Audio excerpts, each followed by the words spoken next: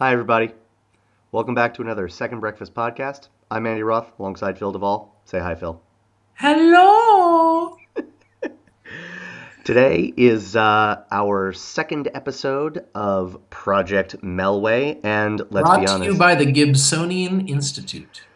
in the future I'm going to try and just speak more quickly so he doesn't get a chance to say that. Okay. Oh, God, everything is the worst thing that's ever happened. Um, and let's be honest, Not Phil, true. Not true, because you know what's amazing? Mad Max. The it is movie our Mad it Max. is our second Project Melway episode, but our first good movie. Huh? Huh? Oh, and we saw this movie, guys, called Summer City, which if you didn't see it, you are okay. Run, don't walk to never care about that movie again. Is I had a friend who said, you watched it? And I said, yeah. And he goes, did you make it all the way through the movie? I go, it was the very first movie of our project. If I didn't make it all the way through this one, how am I going to gut it out later? Like, there's no integrity. So, and here's how yeah. and here's how the rest of that conversation went. So no, right? No, absolutely not. No, I didn't. No, but I did. I did. Yes, Mad Max. Oof, total blast. it is so good. It's so good.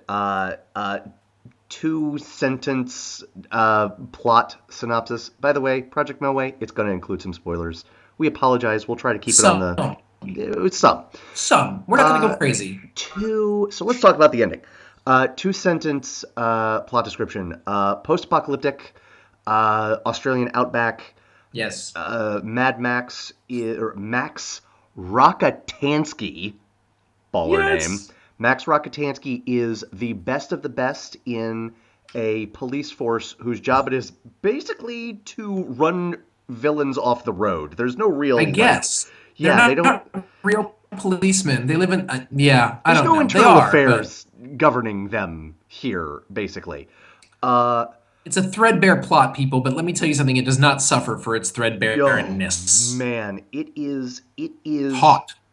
yeah, it is so thrilling. It is Okay, so thrilling. it is post-apocalyptic Australia.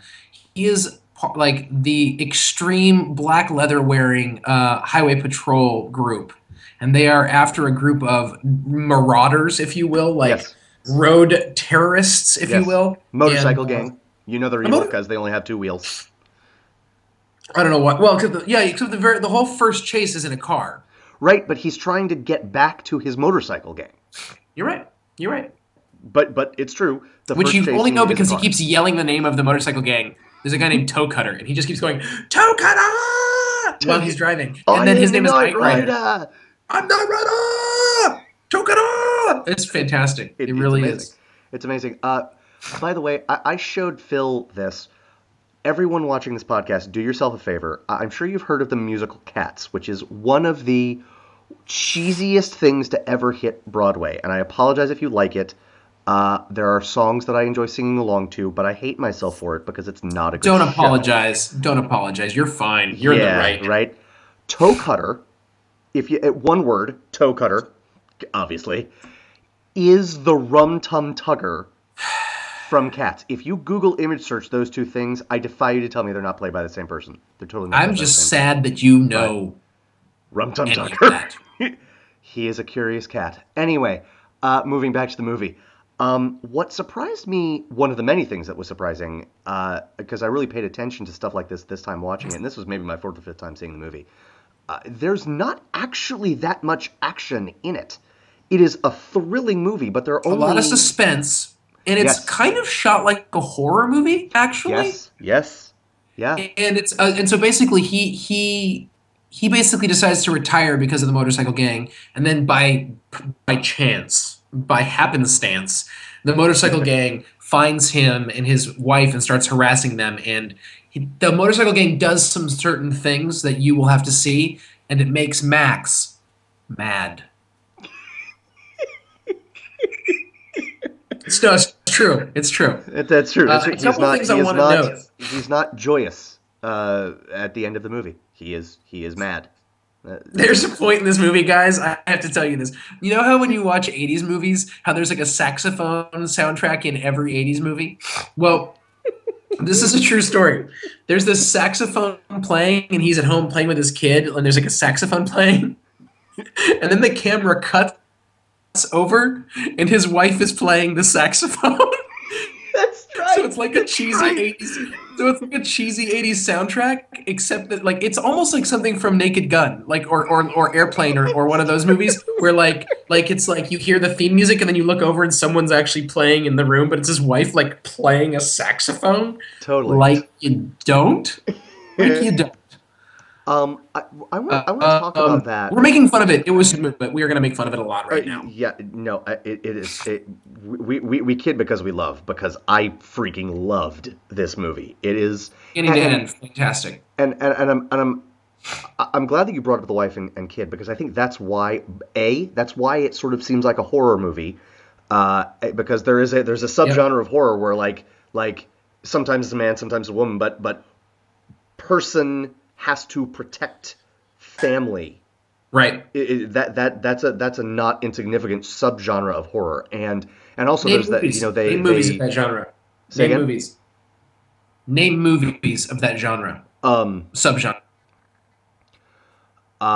there's Vacancy, The Last House on the Left, the Amityville Horror, uh, others. See, I haven't seen any of these movies. It Okay, reminded fair me a enough. little of Straw Dogs, although Straw Dogs is about something completely different. But But still. yes, no, that's an excellent example. And also there's that point where they like retreat, not really retreat, but they're like sort of just going on their lives and sort of trying to get away from the motorcycle gang, and they end up Yes. at like this bucolic cabin, and there are shots of the And both it turns into interior. Deliverance somehow? Strangely, it's very weird. Right, with the If the with the rednecks from Deliverance were good guys, right, right, totally. But the emotional center of this movie, and I honestly think it's the reason that it is as exciting as it is because he is Mel Gibson as an actor is equally comfortable being the awesome badass policeman and the caring and loving family man. And I know that sounds like a fruity film school thing to say, like, oh, it's the emotional center that makes the action more impressive. But honestly, this is the movie that I think of when I think of that statement, and well, I it think it's is a. I true. think one thing that I've been interested in at the idea of Project Melway is that like when you think about how do we like track the sort of when does Mel Gibson become Mel Gibson? Like Yes. when do the traits of what he is start to become part of the whole thing? And this Right. movie to me has a lot of those ingredients. The last movie we saw, he wasn't. This is the first movie he stars in, and you see Yeah. angry, determined, slightly vengeful, psychotic Mel Gibson, but you also see just charming, tender Mel Gibson. The Yes. only Mel Gibson you don't really see in this movie is funny Mel Gibson. He's never funny. That's Like it's true. never. That's true. There's really, honestly, not a light-hearted moment in this movie. No. This is a brutal. This movie is brutal and relentless in a lot of ways. Even when it's tender, underneath the tenderness, you're like, "There's something bad that's going to happen." You know what scene is great for that? The scene where he quits and he's talking to his commander in the stairway, and his commander's like just kind Who's of where? joking around with him and also trying to get him to stay because he's clearly the best guy they have, and Yeah, uh the life expectancy of people on this force is not it's like a minute extraordinarily and a long. half, right? Right. Right. Their life expectancy is shorter than this podcast. Right, right. Even with how we, run off at the mouth. Yeah. Like the two of them. I mean, I don't know who the guy playing the captain is, but I don't care. Like they're both at the top of their game, and they do so much talking that like it's actually what they're saying, but then they do a lot of other talking where what they're actually saying is please stay, please stay. And like, no, I don't want to. I have a family, but it all Right. works. The text works, the subtext works. And I don't want to make this sound like a film school final because it is I think we're too late for that. So continue. it is so much fun to watch. The Phil has gone away. Phil has exploded from how much fun this movie is to watch. So much fun. So much fun. He has exploded.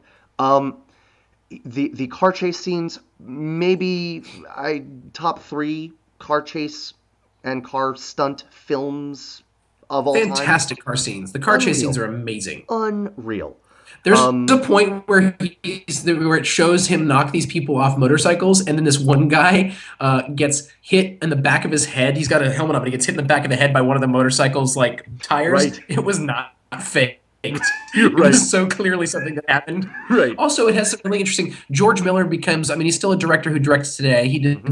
some as illustrious films as Babe 2, Pig in the City, Mm. but he did all the Mad Max films. But anyways, what I found interesting was he's trying to be experimental. This is his first movie. It's kind of an art house flick in a lot of ways, Yep. and he does some really interesting things. One of the guy I watched it with a friend, and we were joking because he does this thing where in one of the first scenes there's this really brutal thing, and it fades to black, but instead of fading to black, it just fades into a shot of a crow cawing, but the crow was nowhere in the scene. And my friend goes, fade to crow.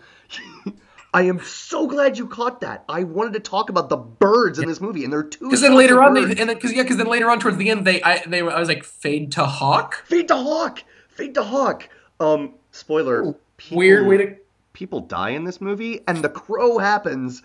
It's like death. Fade to crow, and then it's like Max gets mad, and like fade to hawk. And the next thing you see is him hunting this motorcycle gang down like a pretty literal. It's pretty literal. It's like he's hunting them like some sort of bird of prey.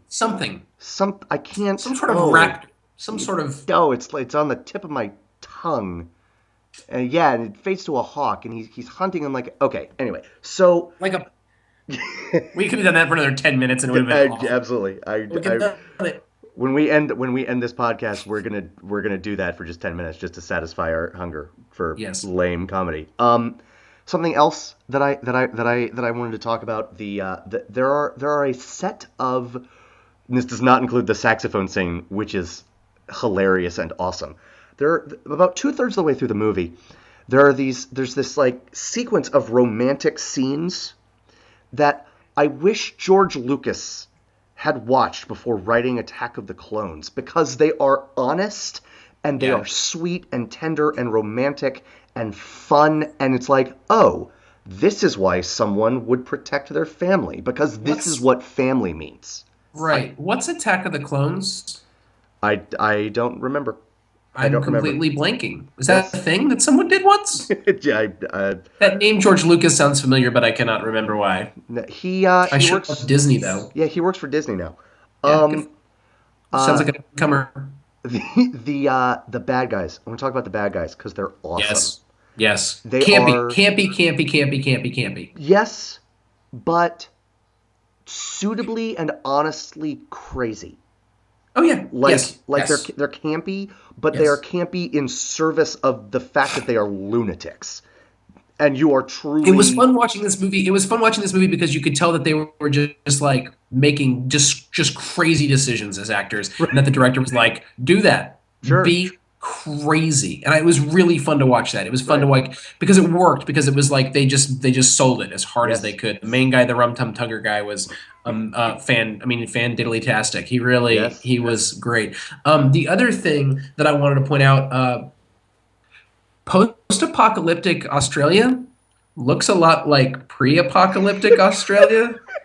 Like, and the reason I say that is we watched Summer City, which was the movie that was made 1 year before that Mad Max was in, that Mel Gibson was in, right. and it looked the exact same. Like, I was like, oh, nothing has changed. It's true. One note about Summer City. There was one music cue, and you mentioned how you liked the score, and I did it as well. But there was your first shot of the ocean in a surfing movie is accompanied by like this dark foreboding, like it's practically like it's practically like a horror movie. It's so. I know, right? No, it was the score was not the thing so much as they used a bunch of different 50s rock. By the way, the music for Mad Max was composed by a guy named Brian May, and I looked it up. It is not the guitarist from Queen, because I was okay. Brian May did the music, and I looked it up, and then it was like one of the most esteemed composers in Australian film history, and then I was like, well, he's not good at writing scores, because the music for Mad Max is ridiculous. Yes.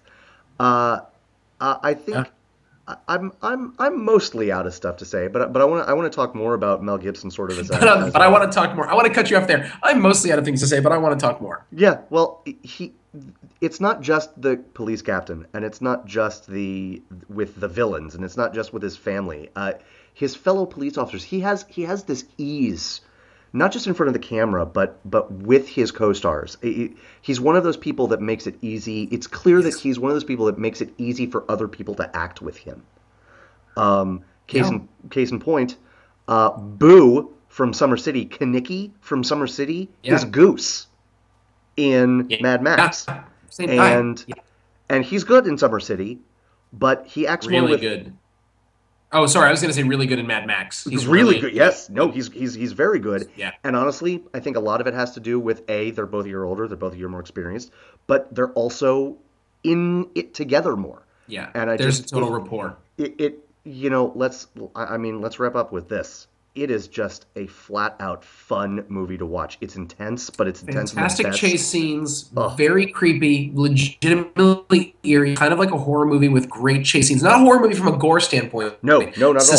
Suspense, very suspenseful, very brutal, not gory, really crazy scenes with eyes bulging out. You'll notice them twice. Just watch. And then we need to say that we have a warning for next week. It's possible that we won't actually be able to get the movie that we want to watch. We both have it. It's a movie called Tim, and it's at the top of both of our queues, and we both have short waits on it. And they've already sent me two movies that are not Tim, and I'm thinking that Netflix has one copy, and Phil and I are going to be fighting over it. It's true. It's true. um, So if we can't do Tim, if for some reason we can't, what movie will we be watching? And we'll come back to Tim. the next movie in his filmography, Mad Max 2, The Road Warrior. No, it's Gallipoli, isn't it? Is it? Gallipoli? Is it? Are you Either sure? way, it's a big movie. It's either Mad Max 2 Roadrunner or Gallipoli. You Or know what? Stay tuned. Gallipoli. Now, gentle viewers, you know the next three movies. So if you wanna watch along with us, but don't watch Tim because you might be taking the movie right out of our hands. I have no idea how to pronounce Gallipoli, but I will tell you that it's directed by Peter Weir, who is one of my 3 or 4 favorite directors of all That is time. that I'm so excited. I've never seen it. I'm very. Neither have I. Neither have I. It's the I'm first looking it real up, by movie the way. because Summer City doesn't count. It's the first real movie that I haven't seen of Project Melway. But yeah, so Gallipoli, Mad Max 2, The Tim. first real movie? Yes. What's coming next? What's coming next? We don't know. Life's an adventure. How much do you want to be a part of what we're doing? Right? How much do you want to be a part of this, people? It is, come on. So much. Guys, this is By another. the way, when you type in Mel in IMDb, right after Mel Gibson comes Yes. Mel Brooks. No irony there. No, none. This has been another Second Breakfast, another episode of Project Melway, brought to you by an institute we shall not name. I'm Andy Roth. This is Phil Duvall. We'll see you And from again the real soon. Gibsonian Institute, my name is Philip Duvall. Thank you. We'll try and fix that in post. Bye, everybody. Bye-bye.